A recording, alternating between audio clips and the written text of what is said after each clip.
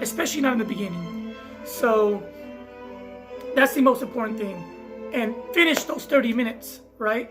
But get in the routine of changing and getting out there. And if it's raining or sprinkling, then put on a raincoat and knock that out, okay? So that's one of the most important things about beginning running. Secondly, do not run with someone else. Do not start this routine with someone else. So although there are benefits to it, the problem with that is that eventually if they fall off, or if they don't want to go running for some reason, if something comes up or they have to, then you're not going to want to go running either, because you're used to that companionship and it's just not going to feel the same, right? So that kind of happened to me one time. I set up something with a friend. I was really looking forward to it, and then he didn't make it, and I felt down, and I didn't want to go running. Luckily, I overcame this, and I ended up going anyways. But I almost didn't, and it really changed the way I felt about actually going running, right? So do not, if somebody wants to accompany you every now and then, that's cool if you want to be that support system for them, right? But as far as you and your routine, make sure you go out, you start this journey on your own, okay? Make that conscious decision that you're gonna do it on your own, right? And just having a friend to go with you is just a benefit, right? So, also another big one that took me a while to catch on to, surprisingly, is hydration. Being hydrated is so important, and it took me a while to get this right. So now, like when I step out, let's see, where's it at? Anyways, I have a Camel Pack. So it's one of those backpacks, and it has like a little blue thing that goes in your, you can suck water out of it. So I won't leave for my runs unless I have one of those.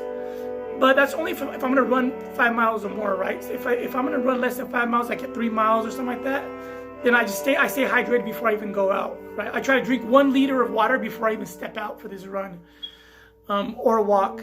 So hydration is very important. If you're only drinking, some people like don't really drink that much water at all. Like surprisingly, like somebody just told me that they drink like 8 ounces a day.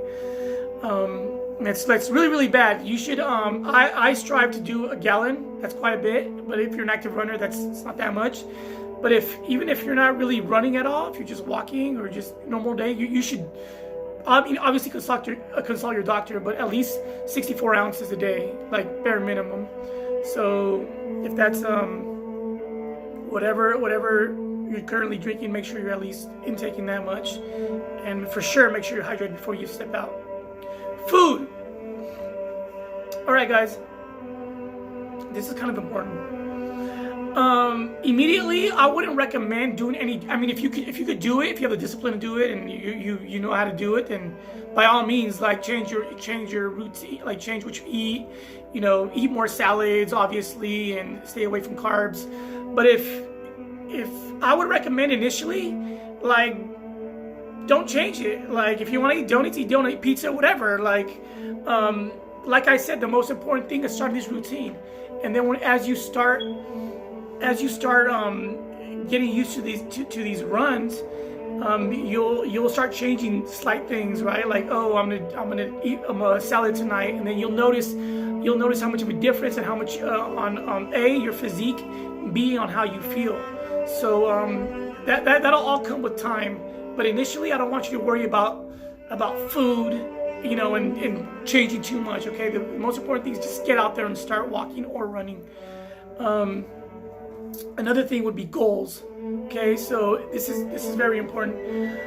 So for me, initially, I would sign up for half marathons or half marathons. And now I do marathons, right? So I'm doing a marathon in March.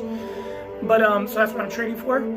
But initially, I would sign up for half marathons, and I knew I had to train, right? And I already paid for it, so I didn't want to end up wasting my money. So that was an incentive for me to get out there and start training. So I would recommend to look at a race, and I try to make them fun. Like that's like my way of traveling. Like, oh, there's one in Vegas, so I need to train for this. Or never been to Arizona, let me try. You know, so if you can, if not, do a local one. You know, whatever works for you. But these really, I mean, be it a Spartan, you could train for a Spartan and get your run. Whatever it is, a mud runner. But if you set a goal, purchase it, it's more of an incentive for you to keep on training. So and then another thing, if for some reason you didn't, just attend it, and if you have to walk the majority of it, so be it. You remember, you're only competing against yourself. Don't try to compare yourself with other people. Okay, so be people that are faster or whatever, like that's okay. Like just remember, you're competing against yourself, and then just finish it, and then on the next one, try to beat your time on that one, right? And then once you get to a certain point, then you can start saying, okay, I got 50th in my division, age group, or whatever. So anyway, those are my tips for beginning runners. And what's my major tip for beginning runners? Don't run. You don't have to run. Just get out there, start walking it, and if you can, throw in a couple, 20 feet or around the block, whatever works. So that's it. I hope you guys follow that. I'll be posting more videos, and thanks for all watching.